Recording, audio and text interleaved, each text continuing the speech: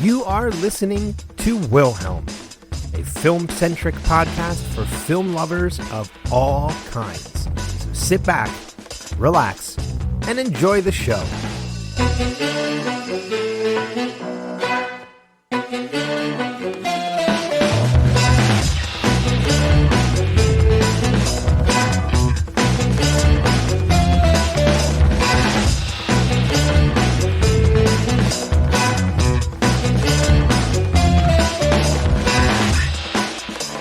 Welcome to Wilhelm. I am your host, Ben Beck, and on this episode, we are diving into our favorite films where the world is at risk. That's right. We're talking about our top end-of-the-world, apocalyptic, post-apocalyptic movies. And my guest for this week is someone who is relatively new to podcasting, but I just have that feeling she now has the bug. So it just made sense to have her on. Please welcome Jayme Dimmick. Hi. Is it safe to say you've got the bug? I've got a little bit of the bug. I've got some nibbles. And I don't mean like sickness bug. No. Although podcasting could be considered a sickness to some. It could be. Not to me. I'm not about to go start my own podcast or anything like that, but I'll join in on other people's. Okay, so you've got the podcasting guesting bug. Yeah, I'll go. Okay. Yeah. That's more appropriate. Running the podcast seems like a lot of work. That's not my style. It's a challenge. Considering it took me 2 years to get this podcast off the ground. Yeah, it's a challenge. Yeah. But that was more time constraint than challenge of the podcast. And that is the reason time constraint is the reason why I just really can't even think about running my own podcast. I barely have time I barely had time to get this podcast running. And now that it's running, it's great.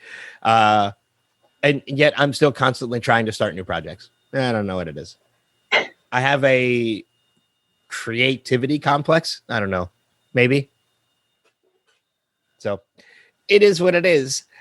But, as I mentioned at the top, we're diving into end of the world movies, which means movies where the world has either ended or is at risk of coming to an end, which also includes apocalyptic and post-apocalyptic movies. So I know from our previous conversations, I think you included some zombie. A little bit of zombie. Which totally count, in my opinion. I stayed away from them, only because we're going to be doing a further episode down the road about zombies for Wilhelm, so I wanted to keep my choices for that to exclusively to that. I thought that was going to make my choices a little harder because I was eliminating a subgenre of what we were talking about.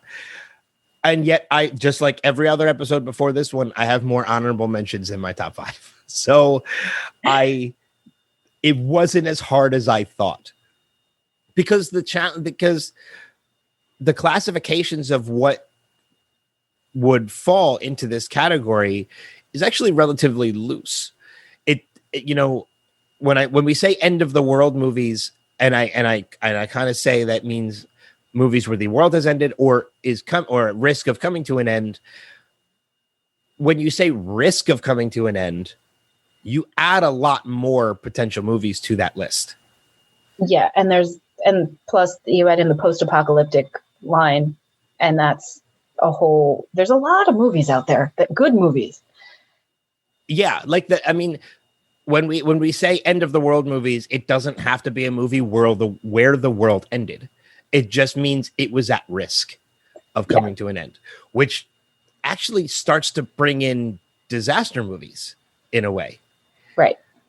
I tried to keep them out of my top 5, but I do have maybe 1 or 2 in my honorable mentions. So, with that being said, I think we can probably dive into this if you're ready to go. Let's get going. Before we jump into the top 5, we do have to let you know that neither Jayme or myself has consulted. We haven't revealed or discussed our choices to one another beforehand as to not influence each other. So I don't know her top 5. She doesn't know mine. I don't know any of her honorable mentions. She doesn't know mine. Also, just a fair warning, we might talk in a little bit of discussion about each of these movies. So if you haven't seen them, we apologize if there are any spoilers that come out of it. you have been warned. Pause it, go watch the movies because they're going to be great. Yeah, well, that's what I say every episode is we're bringing. I mean, these are our top fives for a reason. So go and watch them. Like that's what we say. Form your own opinion. If you don't think it needs to be in our top five, then fair enough. Tell us we're wrong. Well, I mean, that's the beauty of a top five too, is that you're not necessarily wrong. Unless your voice cracks like mine just did, then you're really wrong. I apologize. I'm going through like an allergy burst this recording. So if I sound a little different, that's why. Unless you put like Twilight in any of your top fives. Doesn't have to be apocalyptic. It could be vampire movie, whatever. If you have Twilight in your top five, you're wrong. You're automatically wrong.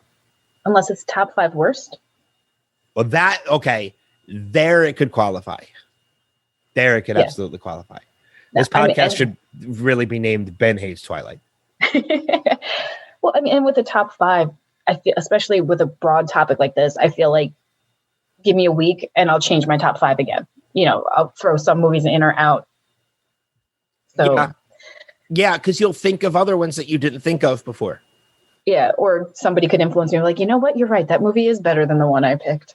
And I think I can almost tell you, I can almost guarantee you, and this is the reason why I like doing this podcast and doing it in this format is there will probably be one or two in your top five that I completely forgot about or haven't seen before. You know, and this gives me the reason to want to go and check those movies out or revisit those movies and see exactly what you're talking about and make sure you're not crazy.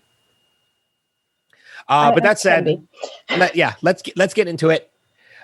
Starting at number 5, what have you got for your number 5 favorite end of the world film? WALL-E. WALL-E is a good choice. It totally fits.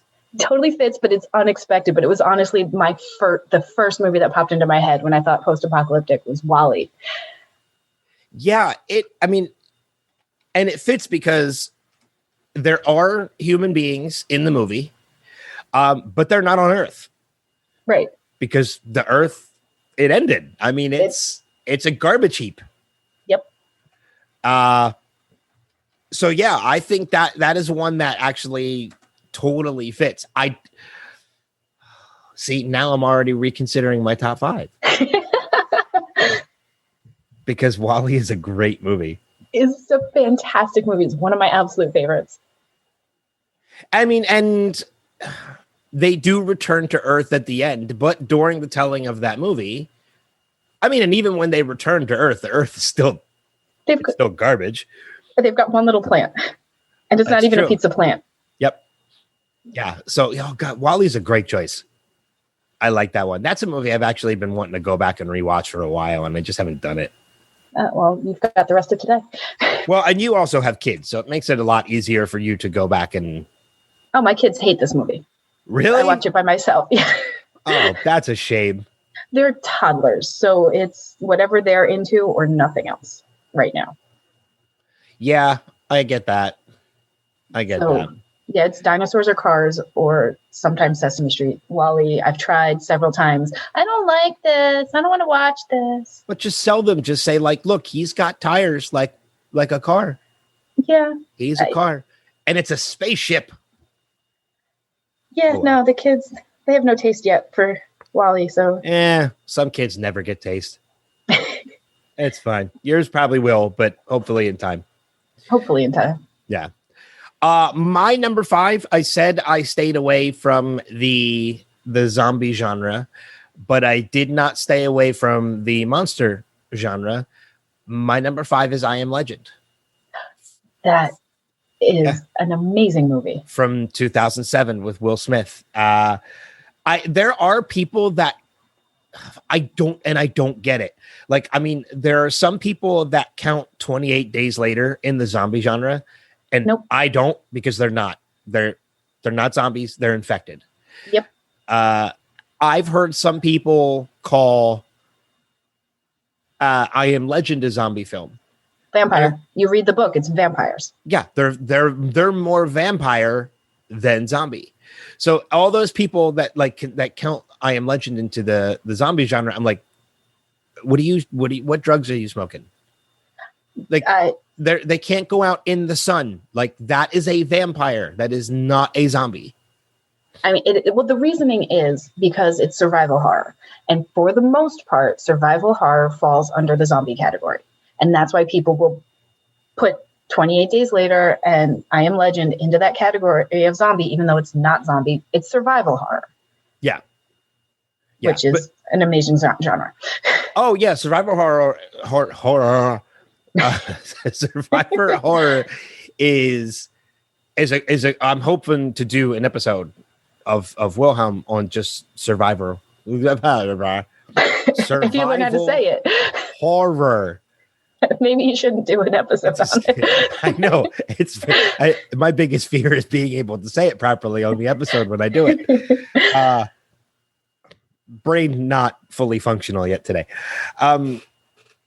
But yeah, I think you're right. I think that's probably part of the issue is that they automatically equate survival horror to the zombie genre rather than vampire or monster or anything else.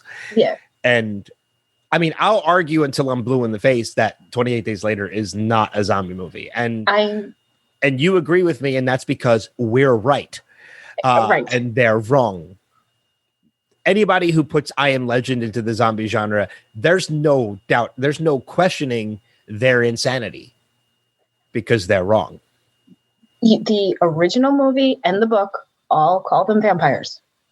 So canon is vampire.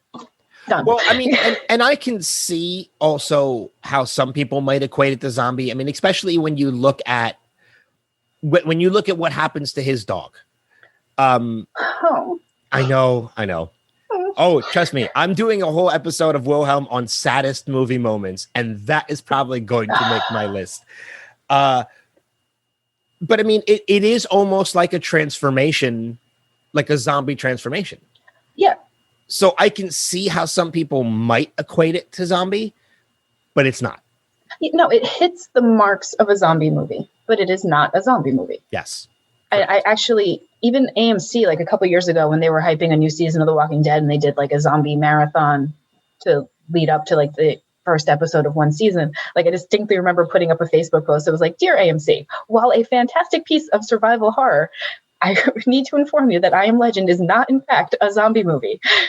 What was the reply? Nothing. I mean, most of the people were agreeing with me. Most people agreed with me, but I didn't hear anything from AMC. Well, no, I don't. That's what I mean. Like not from AMC because I figured AMC didn't respond. It's already in their time slot. They're not taking it out because one person on Facebook said anything. Yeah. I was more. Well, no, I said future. I said future zombie things. I allowed them to have it that time. Oh, it's nice that you gave them permission to use it this time. Yeah, exactly. Because I have all this power. So it was already in their programming. Better not make us think about it. I will say I haven't seen it in any other zombie things that they've done. So maybe they saw your post. Maybe. I was more curious what other people online were saying. And it's good to hear that most of them were agreeing with you. Most people agree with me. I think for the most part, people just didn't want to fight with me over it, which. Really? People didn't want to fight on Facebook? That's like a pastime now. I don't have a lot. I've cleared out a lot of people who fight. Most people don't seem to want to argue with me. That's like a national pastime now. It's like that's like something people wake up in the morning purposely just to do. It's become a hobby is to argue on Facebook. I know because I used to be one of them. You? No. See, now I just do it face to face on Zoom with certain people who have been guests on this podcast already. And I've already called them a pain in the ass. On our episode, I called them a pain in the ass. Cool. So back over to you. Number 4. Fits right in 28 Days Later. Okay. Yeah. Now I know it's more, I was a little loose with the description because I think it's still just Britain at that point. Yeah, I don't think it's gone worldwide. I think 28 Weeks Later is more the larger scale of everything that has happened. But yeah, 28 Days Later, I think, is just the UK at that point. Yeah, because they even mentioned like this infected little island. What are they going to do with it? Yeah, that's a good choice, though. I mean, again, we talked a little earlier about where it fits, and it's more because 28 Days Later is a rage virus. These people are still very much alive. They're not undead. There are zombie-like features in that they just want to kill. But they are not, in fact, zombies. So it does not qualify as a zombie movie. Correct. But it is still a good choice because the world literally is coming to an end. And I think there were plans for a third one that just never got made. Like, I think they were going to do it 28 months later. That's what I thought too. But it's one of those things where I was never sure if it was concrete or if it was just, internet rumor. I think it was in pre-production and just never took out. But it is a great movie. It's such a great movie. As much as it's not a zombie movie, it's still a great movie. It's a fantastic movie, but it started changing the horror genre at that time. Like things were starting to get back to like campy, which I love campy in its time, but this started bringing us back to scary horror movies, which was nice. When it came out. Cillian Murphy is amazing in that movie. Even to the point of his to The Walking Dead ripping off the opening of that movie. They were done at about the same time. It wasn't ripped off. Okay, well, either way, they both ripped off The Stand. Yes. So that is true. They both ripped off The Stand, but like the movie, I forget, like either the book was already started and submitted when the movie came out, or the movie was already in production when the book came out. I forget exactly which the timeline was, but they were both like, because I thought the same thing and I actually looked into it, but one was set in stone before the other one. Like they couldn't have ripped off each other. It just happened to be. It just was coincidental that they were both doing this. Yeah. I mean, and when you look at that too, when you look at that particular moment of waking up in a hospital during something that's a post-apocalyptic or that's apocalyptic, it makes a lot of sense. It's not something that is so clever that it was impossible for two people to think of the same idea. Right. And if you're like Robert Kirkman was, the whole point of my story is it happens after the initial apocalypse. It's the story of continuing survival. So he didn't want to get into this is how it all started. So if you're going to skip the start, you need somebody who just wakes up. Where's that person going to be? In a hospital. It makes sense. Yeah. And then I think 28 Days Later, keeping the budget down, it was the same thing. Like, why show how it started? How are we going to be able to show what happened without having the big, crazy stuff? Yeah. And also, it's a cool way of storytelling, is like figuring out what happened. And again, being in a hospital, waking up after a coma is a really easy go-to for, well, how do we start in the middle without? Well, that's always been one of my favorite things about survival horror and the zombie genre in particular, is that, and Kirkman took that idea and ran with it, and others have done it since, in that, we don't need to know why it happened or how it happened. All you need to know is that it happened. Right. And that's enough for the story. Kirkman never revealed how the zombie apocalypse took place. Even Zombieland, which in and itself almost made my list if I was including zombies, would have made my list. Even Zombieland itself, there's literally one line in the opening of the movie of Mad Cow became Mad Human. Okay, I guess we know how this happened. That's all we need to know. The infected gas station sandwich. Yep.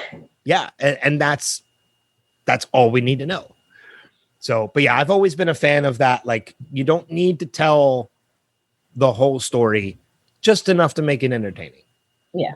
And you're right. And 28 Days Later does that with that opening, and does it for the rest of the movie too. Yeah. But again, to the listeners, not a zombie movie. Not a zombie movie. I'm going to keep Infected. pushing that point home. I'm going to get emails. I'll fight with you. Tag me in. I've got a non-zombie warrior on my side. It works. So my number 4, we're getting away from the horror genre, which is very easy to fall into when it comes to end of the world. And it's my favorite genre, so it's one of mine as well. You are also going to be joining me again for the horror episode, which will come in a couple months. We're not doing it just yet. It's more that's closer to October. That's going to be one that's going to be very difficult to get a top 5. I've already been thinking about it, and I've changed it 100 times. My number 1 has and will never change. It's my other 4. Yeah, no, my number 1 is my number 1. And then there are other ones that need to be in there where they fall, but yeah. And I think there might even be another, I don't know who it'll be yet, but we might bring a third guest into that one too. So to bring in more movies for a top 5, but no, my number 4, I'm kind of getting away from the horror genre. I'm getting away from the action genre. My number 4 is actually a rom-com, believe it or not. Oh.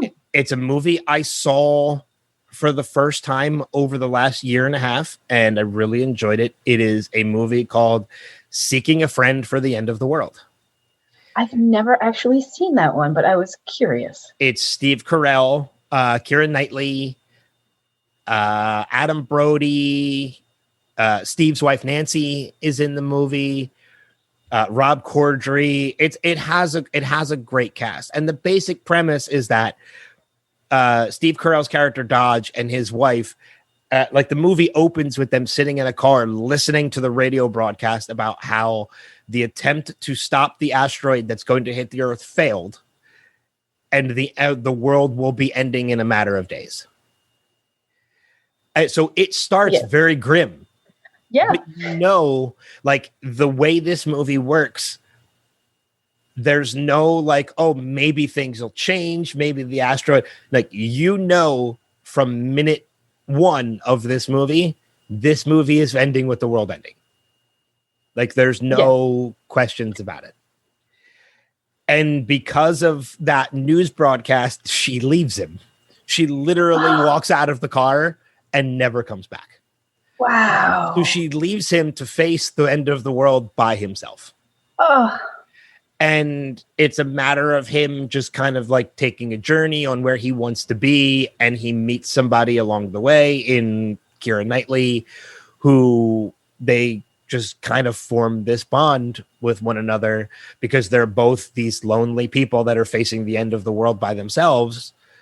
And by the end, they're facing the end of the world together. And there's a lot of humor to it, but it's very, there's a lot of heart to the movie. Yeah. Critically, it didn't do well, but you know what? I don't always go by critical acclaim. Yeah.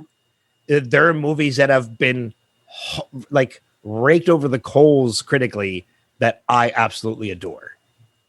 Yeah. Critics can give you an idea, but I always go by my friends if I'm not sure about it, or sometimes I'm like, you know what? I'm just curious what this movie is. I'm going to watch it no matter what. Yeah, exactly. So this is one of those movies that I recommend to people.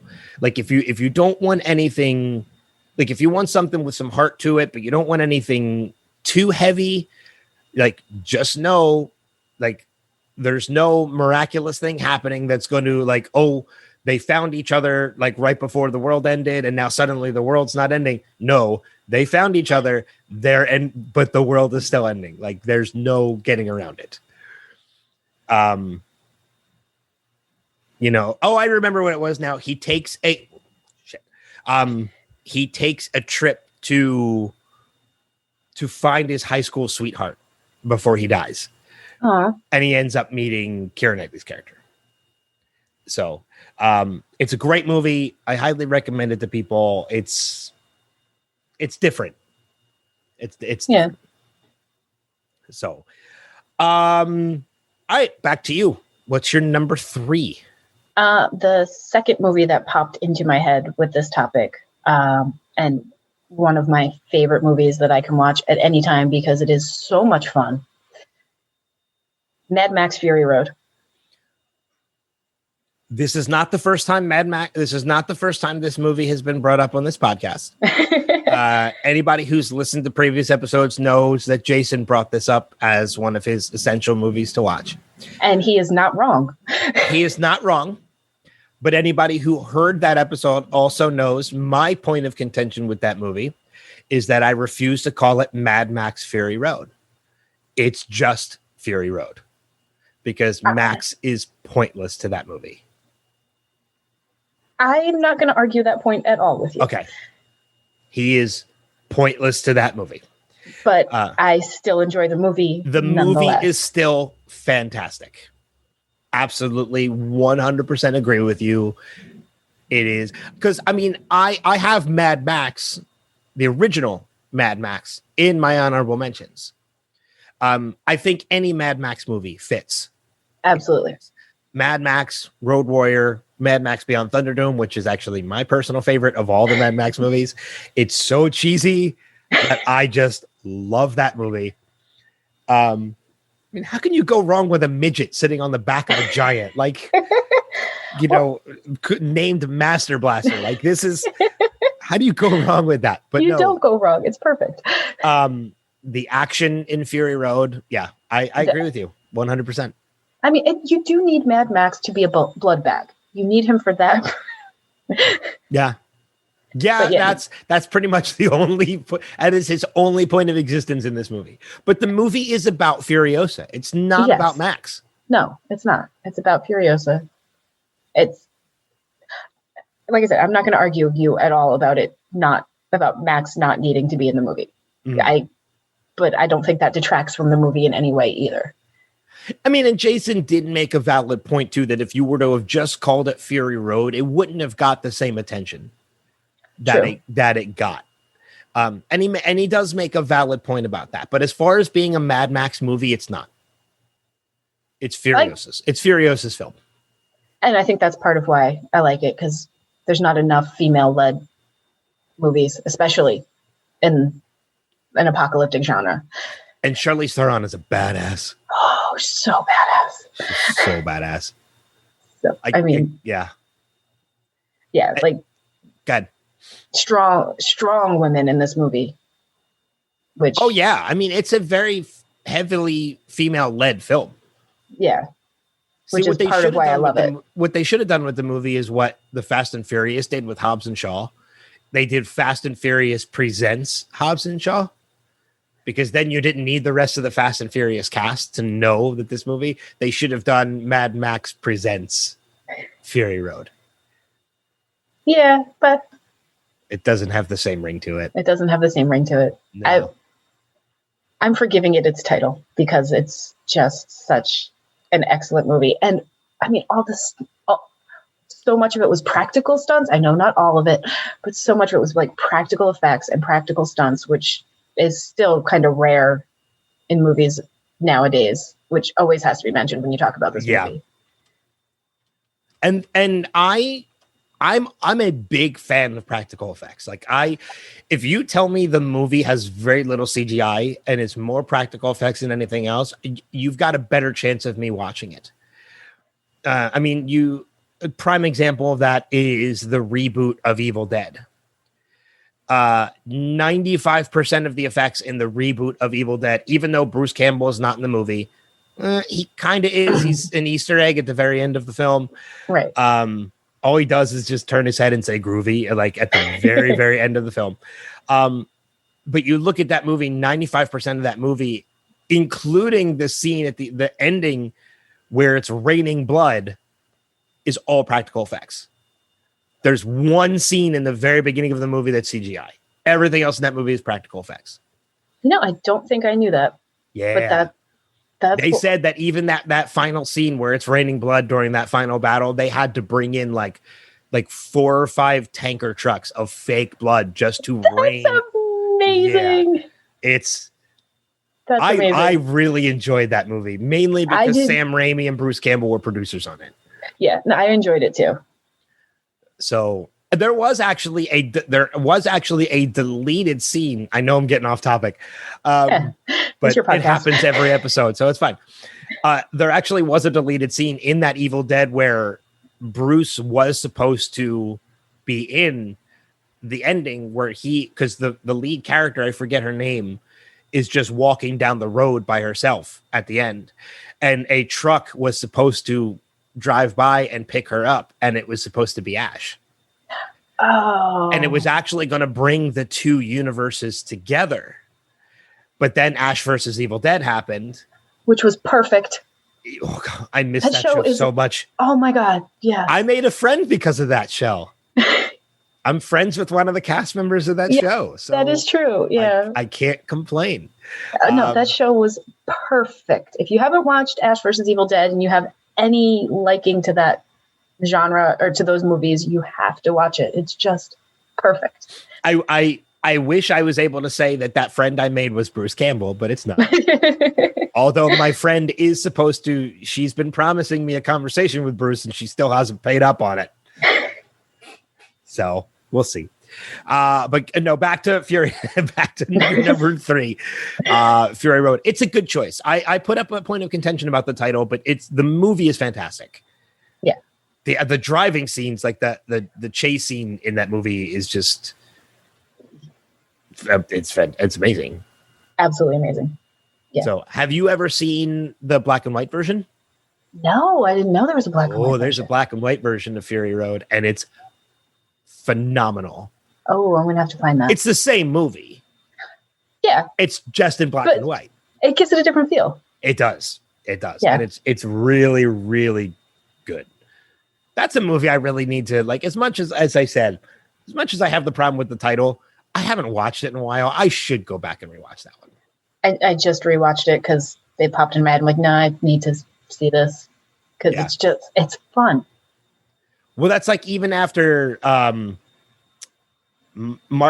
previous episode before this one, Mark and I did our top John Cusack films. And I'm sorry, 2 episodes ago, we did our top John Cusack films, and I had to go after we were done recording. My number one, I hadn't seen it in a couple years, and when we were done talking about it, I'm like, yeah, I need to go back and rewatch it. And I did. I watched it that night. I saw you post what your number 1 was, and my friend used that movie to sound like whenever he'd meet a new girl, he asked if she saw that movie, and if the answer was no, he's like, oh, good, then you'll find me endearing with some of my questions. It's fitting.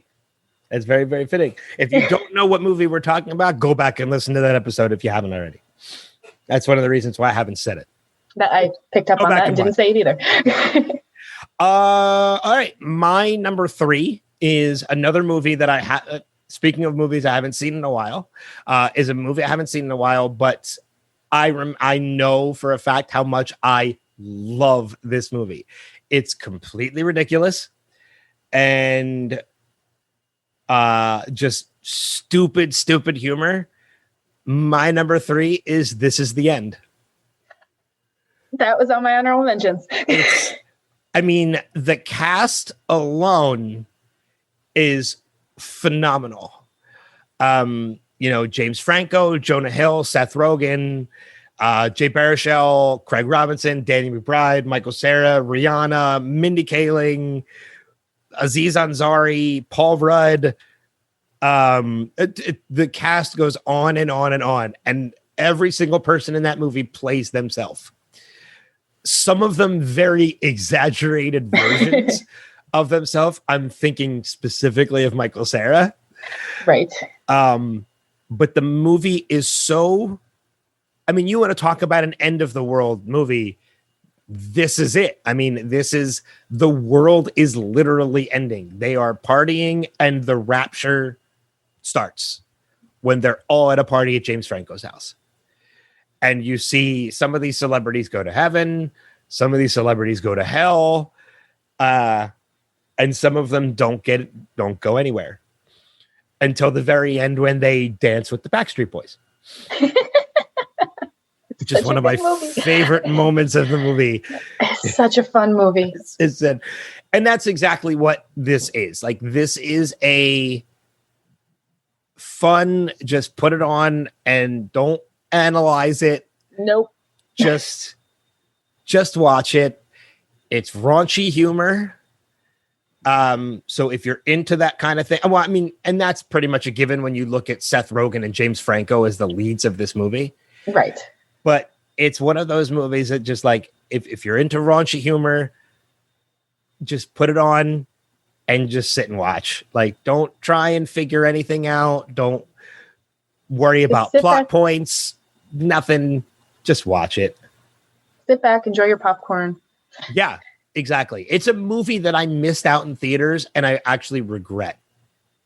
Yeah, I caught it long after it was out of theaters. Me too. And it was one of those movies that after I got done watching it, I was like, why did I not go to theaters to see this? Because it would have been so much better with an audience.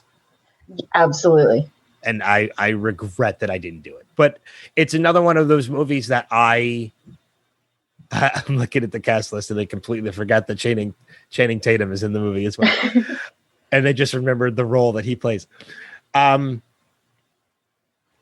it's one of those movies that I feel like I really should go back and rewatch because it's been a couple of years since I've seen that one as well. So, number 2, where do you stand? Number 2, I am picking more for. Okay, you're probably going to give me shit about this. A lot of people are going to give me shit about this. We'll see. But I like this. I really like this movie, and I like what it does because you don't see this very often. Okay. In this type of movie. World War Z. Because you actually travel the world seeing how the apocalypse happens in other countries. I don't know why I would give you shit for that though.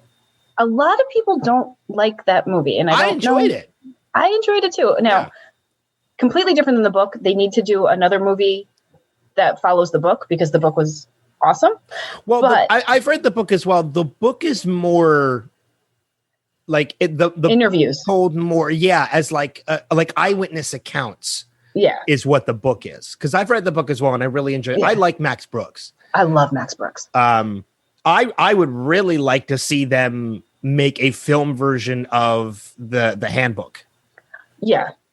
Make it like a goofy comedy kind of thing, akin to his father's kind of humor. I'd love to see them make a movie of the zombie handbook. Absolutely. But World War Z, I enjoyed. I thought the way they handled it, like how you actually got to watch everything unfold, and the fact that you got to travel the world and see how everybody handles the zombie apocalypse was something you hadn't really seen before, at least not well done. And true, it truly made it an end of the world movie instead of just like, hey, this is what's happening in Pittsburgh. Yeah. And rumors of, well, they're handling it better, or just like news reports and stuff like that. Like you actually got to see Israel. Well, I mean, and you're right, because of the differences between the book and the movie. It was different. I mean, you were seeing something different than anything you had read. So it was almost like World War Z was taking one of those witnesses and telling his side of that story. Yeah. In the form of Brad Pitt. Right. What they did instead of taking, they said, hey, we're doing this World War Z movie. So I thought they were going to take the interviewer and like travel. It's kind of the way the book is laid out, travel and be like, hey, tell me your story. And then you do, you'd meet this person and you do a flashback and you'd see them telling their story. But instead, they had one person travel to all these different places and have all of these experiences. Yeah, exactly. Works. It definitely worked. I think he had a reason to be traveling, which was nice. Like it wasn't like forced. Well, one of the things that I really loved about the promotion of this movie is, and I don't know if this is a story that you know about, but when the movie was hitting theaters, and I know this because I was at one of them. I'm so jealous. Oh, so I know you know exactly where you're going. Yeah. Yeah. Brad Pitt toured the country, just randomly showing up at random movie theaters he just would pop out before the movie and say, hey, hope you guys enjoy this. Come out and said hi. Like, he didn't shake hands or take pictures or anything. He'd literally, it was a minute to 2 minutes. He would pop in, say a couple words about the movie, hope you guys enjoy it, and poof, he went on his way. And yeah, I was at one of the advanced screenings in Philadelphia where he showed up. He is my forever crush. And to have been just in the same room with him would have made me so happy. Like, when I heard that, I was like, I could have been in the same room with Brad Pitt. No. Yeah, it was a cool experience. It was almost kind of surreal, because at the time that had happened, I was still, this was before I was moderating panels. This was before I was really heavy into a lot of the interviews that I was doing. So I was still in that mode. Like, I don't get starstruck now. It takes somebody really big to get me starstruck. And Brad probably still would be one of those people. But I'm really good at suppressing it. So you don't know that I'm starstruck until like afterwards, when I find a nice quiet corner and I'm like, oh my God, it just happened. Which is probably what I would have done. But at the time, I still wasn't through that yet, because I was still relatively new to doing press and journalism and such. And yeah, so it was kind of a surreal moment that he walked in with that. And I was by myself. Like, I went to the screening by myself. So to just like look at the strangers next to me who had the same shock and awe on their face, just been like, did that just happen? Because like, you didn't process it until he left. Right. It's like, there's the excitement that he's there. He says a couple words and then he leaves and you're kind of like, holy shit. That was Brad Pitt. That was Brad Pitt. It wasn't a lookalike. That was Brad Pitt. So yeah, that was a cool experience. But no, I think that's a fitting choice. I mean, again, it fits into the zombie genre, which is post-apocalyptic. The world is about to end at that point. Well, I mean, it's at risk of ending in World War Z. It's certainly gone to shit. It's definitely gone to shit. So there's definitely those elements. And completely not practical effects, but the waves of zombies was just really cool to watch. And I'm a traditionalist, whereas zombies don't run to me. Yeah. And that's what I prefer when it comes to the zombie genre. I was okay with it in World War Z. Exactly, which is why I thought you might fight me on or disagree with me on this movie. And other people who have problems with this movie because of the way they treated the zombies, I'm not going to argue, but I enjoyed this movie. I enjoy watching how they handle the zombies, and some of it was just scary and cool. But I mean, I wouldn't give you shit for that. I think that fits. I really do. So I don't have an issue with that. Okay. Yeah, because I know a lot of people have a problem with how, well, one, just the movie in general, and then two, how they handled the zombies. And I was like, I don't care. Yeah. I like watching this movie. I like the way they did it. I think it was a unique take. And that's exactly it. I mean, you look at, like, I'm a very traditionalist when it comes to zombies. I like my zombies to be slow moving. I don't want them to run. They need to be dead. So 28 days later doesn't count. But then again, there are exceptions to that rule. World War Z was an exception to that rule for me, where I didn't mind that the zombies ran. One of the other exceptions to the rule for me was the movie Warm Bodies, which is a completely ridiculous zombie movie. But I think there are elements of brilliance to that movie. Right. You know, again, going off on a little bit of a tangent here, I had Rob Corddry on my other podcast. I've had him on a number of times. And one of the times we got to talk about Warm Bodies, because I really do like that movie. And I gained a whole new perspective on that movie because Rob Corddry plays a zombie. And he says the biggest challenge to that movie is that he has no dialogue. But he had to portray conversations without dialogue, because there's one moment where him and, oh God, I can't remember the main character's name, who is also a zombie. They're sitting at a bar in an airport as zombies having a conversation, but neither one of them are talking. And I'm like, that it might not be a great movie, but that's kind of brilliant. Yeah. You know, I mean, the whole idea of that the love of a woman will cure you of being a zombie is utter horseshit and ridiculousness. Maybe you just haven't met the right woman yet, then. Maybe. It could be. That's probably true. That's probably true. It's all right. I haven't met the right guy yet. So. You know, but so it's, you know, there are exceptions to that rule, and World War Z fits. My number 2 is a movie that I feel is very underrated, and I don't think enough people have seen this movie. And one of the reasons why I really enjoyed this movie is because I filmed a zombie movie about 10 years ago, and I got to film a scene of our zombie movie in the same place that they filmed this movie. And that is a movie from 2009 called The Road. I have not seen that. Viggo Mortensen, Robert Duvall, Guy Pearce, Charlize Theron, who we both said were fans, and Garrett Dillahunt, also in formerly known as John Dory. I say formerly because that's the reason I don't watch Fear the Walking Dead anymore, because you killed off the only character reason that kept me watching. He's the only, there are a number of reasons I don't watch Fear the Walking Dead anymore, but he was the only thing that kept me watching every week. Because I love Garrett. I love him so much.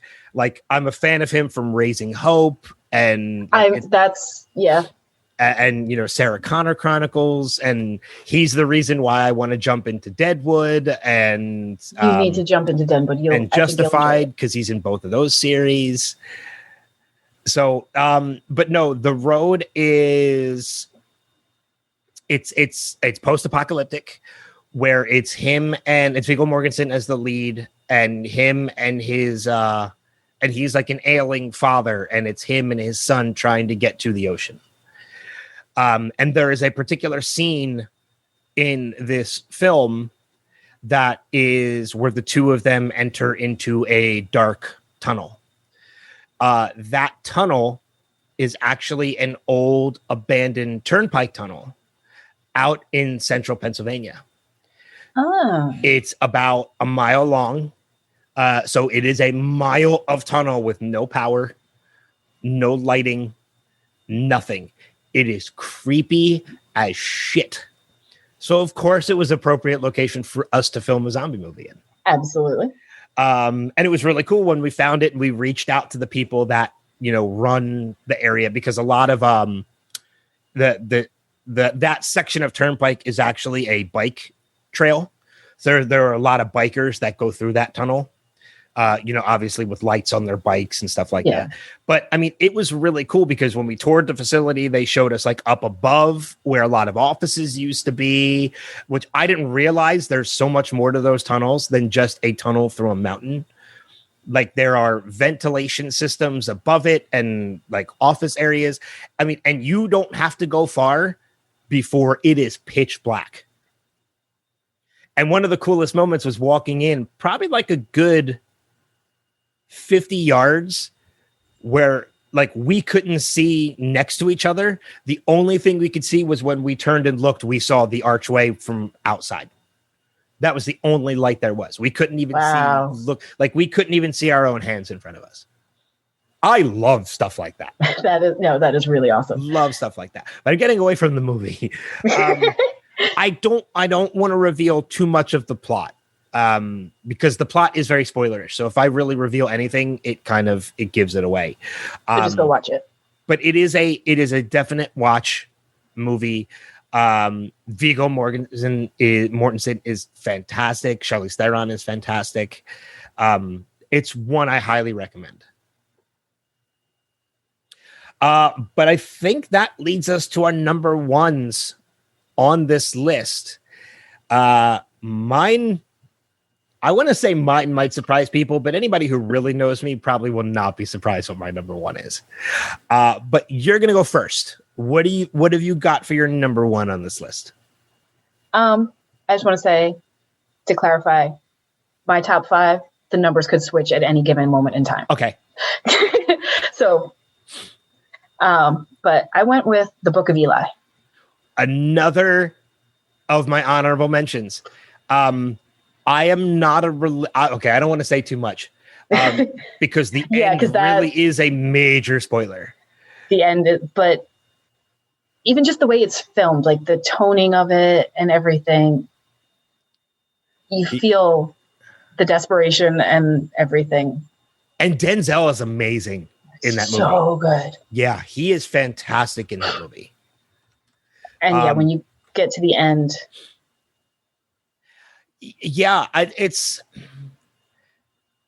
another great cast. I mean, in addition to Denzel, Mila Kunis, Gary Oldman. He is so good too. Yeah, there's the cast is fantastic. The movie is really well done. I'm not a religious person. So the ending didn't have as big of an influence on me as it does others, but it was still a cool twist. Yeah. Regardless. I am a formerly religious person. Okay. So you kind of get I understood it. Yeah. I understood the impact of it. Oh, I totally understand the impact. Absolutely understand the impact. And it wouldn't have impacted me as much as it impacted everybody else. Right. So. But yeah, it's a good movie. Yeah, it's Denzel as a blind man traveling across the country, protecting a book. That alone you can probably figure out some stuff about the movie. I think I did not think about it until I watched the movie, and then watching the movie, it was kind of a big reveal to me. Yeah, just the way, because like you said, you get the plot and you're like, oh, I can figure it out. Yeah, but when you're watching it, you don't figure it out, which is says a lot about the movie. I mean, well, because it's played off really well, where they're kind of like, okay, like what is this book? Like, is this a like how to survive book? Like what book is this that's so important? And they leave you wondering the entire time, until the end. Yeah. And then the reveal is revealed, and you're kind of, oh yeah, the clues were there the whole time. And I didn't pick up on any of them because I was willfully ignorant at that time. I'm willfully ignorant a lot, but for that movie, I was willfully ignorant. No, that's a good choice for your number one. Again, that's on my honorable mentions, and because it had to be brought up at some point. Right. But I'm glad you listed that as your number one. My number one, as I mentioned, anybody who truly knows me would not be surprised that this is my number one. If you don't know me, you might be, but anybody who knows me would not be surprised. My number one is a little film from 2013 starring Nick Frost and another pretty relatively famous guy named Simon Pegg. And it is The World's End. I kind of figured you were going to pick that one. Yeah. This movie is part of the Cornetto trilogy, also including Shaun of the Dead, which in itself would fit into a end of the world film, and Hot Fuzz, which does not qualify as an end of the world film. That would be a greater good film. I loved this movie so much, and I still love it. And I like Paik is going to be joining me for an episode later on down the road when we talk Edgar Wright. And we're going to dive deeper into The World's End and Hot Fuzz and Shaun of the Dead and Baby Driver and Scott Pilgrim. So like that, I'm looking forward to that episode. But World's End, I had to share another experience. Similar to the Brad Pitt moment, I actually got to attend a screening of The World's End with Simon Pegg, Nick Frost, and Edgar Wright. You have done so many cool things. And not only this was a double feature where they showed Hot Fuzz before The World's End. So I got to cool. watch 2 out of the 3 Cornetto movies with the stars and director of the Cornetto trilogy. That is awesome. And then after the movie, they did a Q&A about World's End. And this was an advanced screening because the movie this was like 3 weeks before the movie even hit theaters. So I got to watch the Hot Fuzz in a theater full of people who love Hot Fuzz, which made it so much better. Yeah. I wish they would have done Shaun of the Dead. I wish they would have just made it a whole Cornetto trilogy night, because I would have sat for the whole thing. Because you technically have an unfinished trilogy now. Yeah, exactly. Like, just put Shaun of the Dead in there too. Like, it's not difficult. I'll show up 2 hours earlier to watch it. It's fine. Right. So I got to watch Hot Fuzz with a bunch of fans who loved Hot Fuzz. And then I got to see an advanced screening of The World's End 3 weeks before it hit theaters with the stars and director of the movie. That's so awesome. And when I mentioned earlier, like, there are some people I would still geek out over. I've met Nick Frost.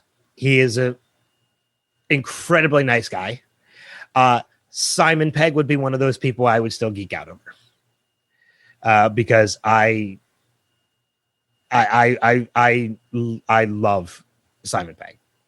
Anything he's in, I'll watch. But I mean, I can understand that. But World's End is a very fitting movie to this category. You don't realize it until the end that that's really what this movie is about, because it's played off so well that for the majority of the movie, it's literally just guys. I mean, the premise of the movie is that it's these 5 guys that return back to their hometown to finish a pub crawl. They started when they were teenagers. And then things just go to shit when they realize that everybody in the town is a replicant, is an alien copy of them, of who they used to be. And it turns into this battle to save the world, in which they fail. And the world literally, well, they don't fail. They stop the aliens, but in return, it causes the world to end. Right. Due to the choice that they make. So the world, it becomes a it's a pub crawl movie that becomes a post-apocalyptic movie by the end. Like, that's brilliant to me. And it's one of the reasons why I love that movie. I have posters of it. I mean, you can't see it. Obviously, listeners can't see it. But the 3 posters on my wall in the back are Shaun of the Dead, Hot Fuzz, and The World's End. Because nice. I love the Cornetto trilogy. Did you watch Staged by any chance? Staged or Spaced? Staged. It was a quarantine project for Michael Sheen and David Tennant. Oh, no. Okay, so it's hysterical if you like them at all. They're playing themselves. Yeah. They're playing themselves, exaggerated versions of themselves, but they're playing themselves. Highly recommend Staged. It was BBC quarantine, but like they all do it like Zoom style, talking to each other and stuff. Oh, I'm already sold. Yeah, they're prepping for a play that they were gonna do, but now they're gonna practice during quarantine so that when everything opens up, they can be the first ones out there and make all the money. Is the premise of it. Okay.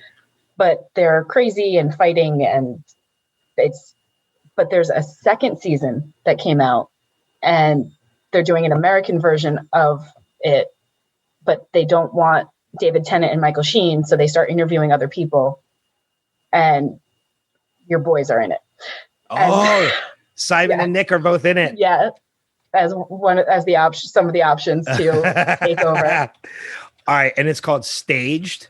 Yes, it's a TV show, like short. But it's BBC, so it's BBC. So BBC is always pretty short film or short. Yeah, film. I know you can see it on Hulu, but I think you'd really enjoy it. Oh no, I definitely want to check it out. Yeah, it looks like it's 14 episodes.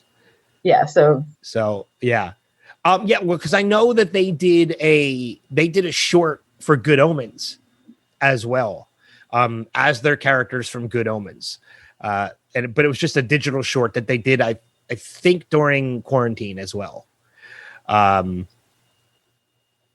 But I love Michael Sheen and David Tennant. I love David Tennant from Doctor Who. Absolutely. That is exactly why I love him. And Harry Potter. That's right. That's where I saw him first, was Harry Potter. Oh, I saw him in Harry Potter before I saw Doctor Who as well. Yeah. But now I'm going to have to watch Stage just because you said Nick Frost and Simon Pegg are. Because because when you said I'll watch anything they've ever seen, I'm like, you know what? I bet you Ben hasn't seen Stage. Like nobody. I'm looking at the cast. I see that Georgia is in it as well, which would make sense because that's his wife. And she's gotten a lot of bad reviews that she's not believable as his wife. She's his actual wife. I know. That's so ridiculous. Bad reviews that each. Whoa. Like I am looking at the cast of this show. The second season? Lot of it is like one episode people. But the second season, I think, is going to be more your style than the first season. Oh, I'll still watch it. Oh, yeah. I think the first season's been better. But I mean, Whoopi Goldberg, Ben Schwartz, Michael Palin, Jim Parsons, Samuel L. Jackson, Kate Blanchett, Josh Gad, Judi Dench, Christoph Waltz, Ewan McGregor. Holy shit. Yeah. Most of that is the second season. And most people are playing themselves. I think Whoopi's the only one that jumps out at me is not playing herself. And Ben Schwartz is playing a guy named Tom. Okay. Yeah, everybody else is playing themselves. I'm going to check this out probably later today. I'm not going to lie. Yeah, that's amazing. There was a clip running through Facebook like at the beginning of quarantine that made me look into it. Mm-hmm. And then because David Tennant and Michael Sheen. That's awesome. Yeah. That's awesome. It's fantastic. I will check it out for sure. Yeah. The first season is great, especially if you love them. First season is fantastic. The second season is just a little more bonkers, which is a little more fun. I love the fact that, and I'll wrap up this in this note before we go into our honorable mentions, but talking about Georgia Tennant, I love the fact that like you can't get any more Doctor Who than David Tennant because of the fact that he played the Doctor and he married the daughter of another Doctor. Right. Because her maiden name is Moffat, so she is the daughter of another actor who formerly played Doctor Who. You can't get any more because I think in the show, who was she in the show? I want to say she was related to him in the show too. Like, I almost want to say like she was his daughter. No, she wasn't his daughter. I learned, like, I honestly didn't learn about her being like, I didn't learn about her other than just like, oh, that's his, because he had a podcast I listened to too. So I don't know. I didn't go back to the show and remember, like, recognize her, if you know what I mean. So I don't know the answer. She was his daughter. She was his daughter in that episode. So like, that's what I mean. Like, when you can't get more Doctor Who than David Tennant is Georgia Moffat played his daughter, played the Doctor's daughter. She was actually a Doctor's daughter, and he ended up marrying her in the end. Like, that's just, I love that. So, all right, enough tangents. But that was a worthy tangent. That was a worthy tangent, yeah. I mean, and it stemmed somehow from The World's End.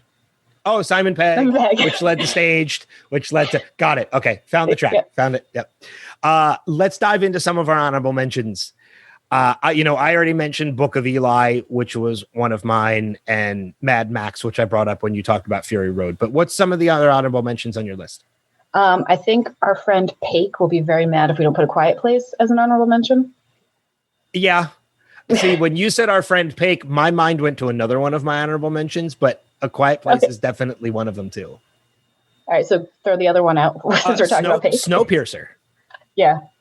Snowpiercer absolutely qualifies as an end of the world movie because it has. The world has ended. Like, these are the last human survivors on a train. Well, these are the last human survivors and they're on a train. Saying it as these are the last human survivors on a train could be like, what about the human survivors on a plane? These are the last human survivors and they're on a train. So, but no, 12 Monkeys. 12, damn it. I just revealed another one of my honorable mentions. That's mine too. Okay, good. That almost made my list. Like I actually had it on, like it went on and off my list. Yeah, I was very close to, it is my first honorable mention because it was so close to making my top 5. Yeah. Bruce Willis, Terry Gilliam directed, like that is it's a weird movie. And Brad Pitt, again, another Brad Pitt movie. It is a weird movie. The final line, though, that I'm in insurance, had sparked so much conversation. When they get on the plane and the doctor sits down, like everything, Bruce Willis's mission has failed, and then they show the plane and it says, "I'm in insurance." So it's like, are you in insurance? Are they going to save the world now? Were you already there to be a backup if everything failed before? Like, I just remember like watching that movie coming out and just having hours of conversation about what that little line meant. Well, but I think that's also part of the brilliance of that movie too, is because that final line means the ending of that movie is truly left to interpretation. Yep. It's like, okay, I told this much of the story. The rest of it is on you. Yeah. I mean, and you look at, Terry Gilliam is a brilliant director. And I really wish he would do more. But he really hasn't done a lot in terms of directing. He's done probably like 20 plus movies, but notoriously, there really aren't many that people know of. 12 Monkeys is one. The Imaginarium of Dr. Parnassus. The Fisher King, which notably I would know because of Robin Williams. 12 Monkeys, Brazil, Time Bandits, and The Adventures of Baron Munchausen are really the only ones that people would know. Fisher King had a very different feel than all the rest of them, but Time Bandits, 12 Monkeys, Adventures of Baron Munchausen, like they all fit into like, this is really odd. But they're brilliant. They're all fantastic movies. Oh, I got to do a Terry Gilliam movie episode. Yeah. Now that I'm thinking about it, I have to. Yeah. Because there's so much good stuff in there. No, I mean, and then not to mention Monty Python. I mean, the brilliance of Monty Python. I've been actually falling back in the holes rewatching episodes of Flying Circus. I love Monty Python. Yep. And Monty Python and the Holy Grail was in my top 5 of most essential films. I will not argue that point. Yeah. But no, going back to A Quiet Place, which I meant to say instead of 12 Monkeys, that absolutely fits. I mean, civilization is dying. Yeah. Is being killed to these aliens. And that's such a great movie. It is really a great movie. The fact that there's little to no dialogue in that entire movie. I want to see the sequel, and I will see the sequel. By the time you're hearing this, the sequel I think will have already released. Because we're recording a couple weeks ahead of time. So by the time you hear this, the movie I think might have released already. My only fear with that movie is they did add new cast to the film. Cillian Murphy, who we mentioned earlier from 28 Days Later, was added, as well as a number of other actors. The more actors you add, the more opportunity for dialogue. And I think that was one of the big brilliant things of the first one, is that there was little to no dialogue. Yeah. And my only fear is that's kind of going to be diminished in this one because of these new cast members. I can see that fear, but I'm going to reserve judgment until I see it. Agreed. I still want to see it. And the advanced reviews are like, it brings more scare than the first one. Ooh, and I'm like, yeah, like that I want to see it. Yeah. I love jump scares, and it takes a lot to get me to that point. I will fall for a jump scare. Not all of them, but I will fall for a jump scare. I'm such a horror buff, and I've seen so many horror movies that I'm relatively desensitized to the jump scare. when it's a good one, it won't make me. But I can usually see it coming. If I can see it coming and not, and that's just it. And most horror movies, I can usually, I know the formula, I know the pattern. Okay, something's about to happen that's going to make me jump. Yeah, it's those jump scares that you tried your hardest to make sure I wasn't going to see it coming. Those are the ones that get me. Yep. The one in particular I can think of, like for example, like the Scream movies. I love the Scream movies. They're so much fun. They're so much fun.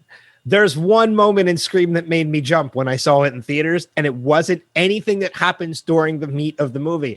It's when the father falls out of the closet after they're dead. Because I thought the movie was over at that point.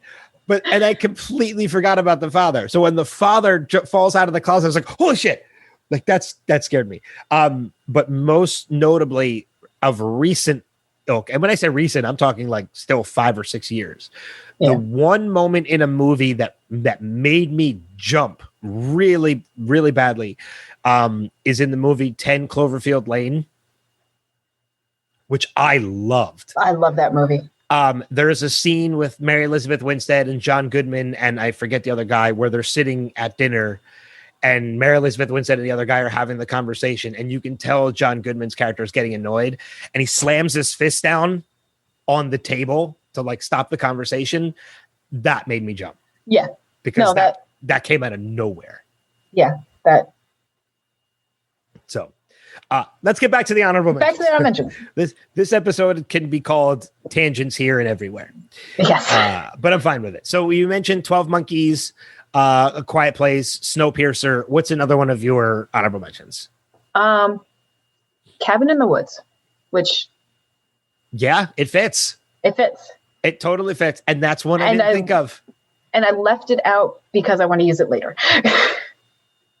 Okay, I know where you'll be using it now. Probably. Yes. I might want to use it later. I'm not officially sold on it, but that one was one that jumped into my head because it totally fits. And it's such a fantastic movie. I love that movie. And very early Chris Hemsworth, too. Yeah. Came out after, filmed pre-Thor, but I think came out after Thor. No, I think Cabin... Really? Because they filmed it. They had it sitting for a while. So Cabin in the Woods... Before they released it. Cabin in the Woods was 2011. You might be right about that. Cabin in the Woods was 2011, and Thor was 2011. Wow. Yeah, so Cabin in the Woods probably came out after Thor. Yeah. Cabin in the Woods was released... Let's see. I'm not doing this because I don't believe you. Cabin in the Woods was April. Oh no, Cabin in the Woods released April of 2012. It was filmed in 2011, but it was released April 13th, 2012. And then Thor, May 6th of 2011. So Thor came first. Yep. So Cabin in the Woods was after Thor. Wow, I thought Cabin in the Woods was older than Thor. Technically, because it sat for a while. It was filmed first. Yeah. Yeah, it was filmed first. Yeah. But it came out, which actually is kind of smart on the filmmaker, because you let Thor come out first, let Chris Hemsworth get that notoriety. Yep. And then you bring out this other movie that he's in, and people are like, oh, I want to see this now because Chris Hemsworth is in it. Yeah, that's kind of brilliant, actually. That's good marketing. Yeah, but Cabin in the Woods is such a great movie. That's one I try to watch maybe once a year. It usually falls into my Halloween rotation. I tend to watch like 30 days and 30 nights, or 30 movies and 30 nights in October, and Cabin in the Woods usually falls in there somewhere. Yeah. That's a good one. That's a good one. Armageddon is another one of my honorable mentions. I would put that up there. So embarrassing thing about that movie. Uh-oh. Totally cried. Oh, I absolutely cried. I don't cry at movies. Oh, I do. I'm such a big baby now. Oh no, I'm a daddy's girl. So I've found that the older I get, the easier it is for movies to affect me emotionally. Yeah, but that one made me cry like seeing it in the theater. Oh, I cried in the theater too. I absolutely cried in the theater. And that was 98. So I was in high school at the time. I was in high school too, and I was a tough girl in high school. I didn't cry. So I'm in the theater like with my boyfriend, like hiding, like trying to hide the tears. And you know what's funny too is 98 is also the same year that Titanic came out. And I remember going to see Titanic opening weekend because the girl I was seeing wanted to see it. And I remember her calling me heartless because I didn't cry when Leo died. I didn't cry during Titanic either. Like she's bawling her eyes out in the car after the movie is over because of how sad that movie is. And I'm being called heartless because I didn't shed a single tear for Leo. But yet when Bruce Willis says goodbye to his daughter on the video screen, I'm a blubbering freaking mess. Oh my God, I was such a mess. Yeah, I get it. And you know what? And I think I don't watch that movie nearly as often as I used to. Maybe every couple of years I'll go back and I'll watch Armageddon because it is a great movie. Like I really enjoy that movie. I think I'll still get a little choked up at that scene. Yeah. And I think it starts. I think even before, I think in the theaters, the first time I saw it, it was when Bruce Willis is saying goodbye to his daughter. But I think the older I get, I start to get a little emotional even before that with Bruce Willis and Ben Affleck. When he's like, your job is to take care of my daughter now. And like, I'm like, Jesus, like, what the hell's happening to me? You get older, you get more emotional. That's true. What's another honorable mention? Okay. This is specifically in the honorable mentions because it doesn't technically fit, but the feel fits. Escape from New York and LA. I think they totally fit. Because the world isn't at risk per se. It's the locked up penal. But the area that those guys are in has that post-apocalyptic feel. Yeah. So that's why I put it in an honorable mention because great movies, fun, and they have the apocalyptic feel, but not technically the world at risk. The world isn't at risk, but they definitely have the post-apocalyptic feel to them. So I think New York and LA totally count. And both great movies. Yeah. I know LA doesn't get as much credit as New York does. I still loved LA. I mean, Buscemi is great in that movie. Bruce Campbell is in that movie. And Kurt Russell as Snake Plissken is just an iconic role. Oh God, I haven't seen either one of those movies in a while. I always have a list of movies I need to watch when I'm done recording an episode of this podcast. But that's why I do it. So right, because yeah, exactly. I only have one more honorable mention on my list, and this is kind of a ridiculous one. But this is one that I actually really enjoyed. This movie, The Core, with Aaron Eckhart,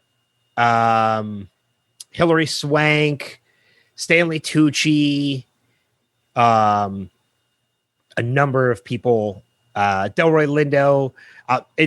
Have you never heard of The Core before? I have an image in my head, I think, of like seeing it come across, but I've got nothing on The Core. So basically the premise of The Core is that there are these strange occurrences that start happening on Earth of weather anomaly and like magnetic fields being interrupted, which cause like birds to attack and fly weirdly or like just drop dead out of the sky. Like there's all these weird occurrences that start happening. And they start to realize that the reason behind this is because the core of the Earth has stopped moving. Ooh. So basically the heart of the planet is dying. So they have to get to the core of the Earth to jumpstart the core.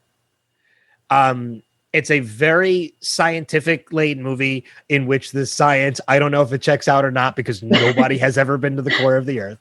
But it's basically these guys like taking a craft to the core of the Earth in order to set off bombs in the molten core to get it to start spinning again. Huh. It's such a guilty pleasure movie of mine that I could not at least mention it in honorable mentions. And I got to talk to Stanley Tucci about it at a con one year. When I was talking to him about like movies, like everybody was talking like Devil Wears Prada and like all this stuff. I'm one of those people that like, if I talk to somebody, I like to bring up a project they probably don't get to talk about that often. Right. Yeah.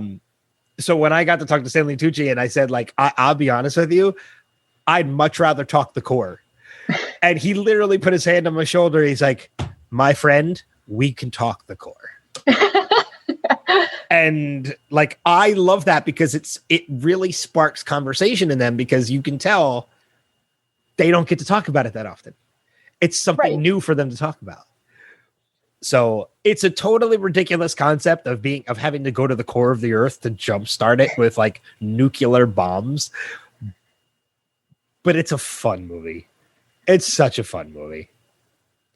And it's a good cast. Like I said, Aaron Eckhart, Hilary Swank, Stanley Tucci. It's a fun cast. So, and of course, as you can predict in any kind of disaster movie, not everybody makes it back. Right. You know, that would be too happy ending if it worked. So, Actually, what was that? I had one more like series kind of thing that I left as an honorable mention. I was just going to go back to you and see if you had any more. Yeah, just one more, which was Planet of the Apes. Yeah, also fitting. I mean, yeah, because the time of man is over. Yeah, and the remakes I really enjoyed the remakes. The remakes are so good. And they just kept getting better. Yeah. Planet of the Apes, Rise of the Planet of the Apes, and War for the Planet of the Apes. And War for the Planet of the Apes 100% fits, and I was going to put it in the top 5, and then I was like, you know what? They all need to live together in the honorable mention. Yeah. Another Franco movie in Planet of the Apes, although Planet of the Apes isn't really that one doesn't really fit into the post-apocalyptic because that's really the start of everything. Like Andy Serkis is like, he is an amazing actor and deserves more recognition for what he does. Absolutely. Playing Caesar in that movies. And I think it's oh no, I don't think there is a Planet of the Apes. I think in the new ones. No, they all had their. It's Rise of the Planet of the Apes. Were there 3 or were there only 2? I thought there were 3. I thought there were 3 too, but I know there's Rise, there's War. What the hell was the other one? Dawn. Yes, Dawn of the Planet of the Apes. Yes. And each one of them gets better. Agreed. Each one of them gets better. I mean, Woody Harrelson in War for the Planet of the Apes was just deplorable, but I loved him. I loved him so much. No, that's a good choice too. And whether it's the new ones or the originals. And one thing I will say about the new ones that I really loved that they did, and I wish they would have had an opportunity to kind of capitalize on it, because I think they're done with the new Planet of the Apes movies. In the first movie, in Rise of the Planet of the Apes, they set up Planet of the Apes. In that there's a news story about an astronaut leaving, and I think them losing communication with him. I feel like the whole, and I could be pulling this entirely out of my butt, I may be making this up, so disclaimer. But I think the whole point of these movies was to set up the original, not to remake it, not to reboot the original Planet of the Apes movie, but just to set up for it. Oh, it was basically just to set the origin of the Planet of the Apes. And that makes a lot of sense. Because they wanted to honor that one as was and not. Yeah. Because anybody who has seen Planet of the Apes, or even if you haven't, I mean, the premise of it is that it's this man who crashes from space onto a planet that is overrun by apes who are incredibly intelligent.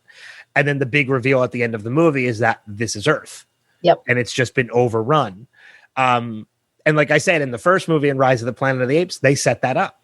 Yeah. You get the story of the astronaut leaving and losing communication, which I think was fantastic. So maybe you're right. If you look at it in that sense, that's all they wanted to do was just tell the origin of how this happened, then mission accomplished.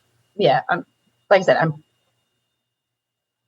I have nothing to back it up. If somebody tells me I'm lying, then I will not fight them. But I think that I remember hearing that was the plan, was not, keep the original as it is. We're not hurting the original. We just want to build the story a little more. You're probably right. That makes a lot of sense. Because it makes a lot of sense why they haven't made another one since War for the Planet of the Apes. Because the way War ends, it's absolutely like the next step would be Planet of the Apes. Yeah. So it's a good call though. It fits. So that was our top 5 as well as our honorable mentions. I'm sure there are some other ones in there that we didn't even bring up. Some that I don't feel fit the category, and some I've just completely forgotten about. But I'm going to turn it over to you. Not that you would exactly have a lot to plug, because like you said, you don't have a podcast of your own. But if you want to mention some other podcasts that you've been on before, and plug that, or any other projects you have going on, the spotlight is yours. You're free to promote whatever you want. If you watch Incredible on Amazon, which I highly Invincible. Oh my goodness. Yeah. Invincible. Sorry. If you watch Invincible on Amazon, which I highly recommend, adult superhero cartoon, Panels to Pixels, I am on with Mark Kirkman. We covered the first season, and when the second and third seasons comes out, we will cover those. And then Mark and I are going to get together for his other podcast, Adrenaline Cinema, soon. And that is all I have. Do you know what movie you're doing for Adrenaline Cinema? Goonies. Oh, that's right. He did mention that. He did mention Goonies. I kept telling him, though, you need to bring up, and now you need to do it because I don't think he will. You have to talk about the octopus scene. That's not even in the movie, but it is a deleted scene of the movie. I will have to. I think it's on YouTube. I think you can find it. There is a deleted scene from the Goonies where they fight an octopus. That's amazing. They mention it in the movie. Yeah. Like when they're recapping everything that happened to them after they're rescued, like Data says, and the octopus, and the cop's like, the octopus. And as an audience member, you're like, the octopus. Yeah. I thought it was just because Data because they cut it. Oh, wow. But I'm pretty sure it's on YouTube. I'm pretty sure you can find it. Oh, I'm sure. Everything's I'm going to be looking that up. Yeah. Definitely look it up before you do that episode. But yeah, Panels to Pixels is a great podcast that Mark has done, and I was excited to see that you were doing Invincible in there. I still need to watch it. It's so good. Like every episode is solid. I'm watching MODOK right now, which is another Marvel series, but I don't think Mark is covering it on Panels to Pixels. I think he's in a little bit of a hiatus with Panels until Loki comes out. Okay. Which by the time you're hearing this, I think has already happened. So definitely go to Panels to Pixels to check that out, and go in the back library and check out the episodes that you did with Mark on Panels as well. And it's shorter because Amazon released the first 3 episodes in one shot, and by the time we got to record, there were 4 episodes. So it's 4 episodes in 4 episodes of the show in 1 episode of the podcast, and then the other. And then each episode you did another. And then the other, the other 4. Cool. So. I'll put it in the show notes where people can go to find Panels to Pixels as well as Adrenaline Cinema as well. But as far as I am concerned, if you like what you hear on this program, be sure to rate and review the show on whatever podcasting platform you listen on. The more reviews, the bigger the audience we can get and the more people we can reach. Also, be sure to follow Wilhelm on social media, facebook.com/The Wilhelm Podcast, and at The Wilhelm Pod on Instagram and Twitter. Finally, if you want to be a guest, I'm absolutely open to it. Or if you have an idea for a topic or theme you'd like to hear me cover, a film franchise you want to hear us talk about, a debate you want to hear us settle, or just a movie you want to hear us take a deep dive into, you can let me know by messaging me at any of the places I mentioned, or by emailing me directly at thewilhelmpodcast@gmail.com. Jayme, thanks a lot for coming on and doing this. This was a lot of fun. I know we went off on some tangents. Well, just a few. But we're both fans of these kind of movies, so as well as other kind of movies. As long as our tangents stayed on the topic of film, which they did. Except for staged. It still counts. It had actors. It had actors like David Tennant, Michael Sheen, and Simon Pegg, and it related to the subject material. Okay. So I was fine with it. As long as we weren't going on topics like, oh, speaking of Snowpiercer, I took this train ride. As long as we weren't doing tangents like that, I was fine. Okay. As long as our tangents are on film, that's all that matters. Okay. So, but thank you again for coming on. This was fun. Thank you for having me. This was a lot of fun. And you'll be back. I will be back. I can't wait to do it again. We have a couple of different episodes you're going to be coming back for. The horror episode closer to October. You're going to be back on. I know you're going to be one of the people that's coming in and talking Harry Potter. Heck yeah. With me. I think you and Mark are going to come on together at some point. We're going to dive into some Mel Brooks. Yes. It's going to be fun. You'll be back and we're going to have more fun when that happens. But until then, thank you everybody for listening. Thank you for being a part of this audience. And until next episode, we'll see you guys around the bend and down the road. Take care.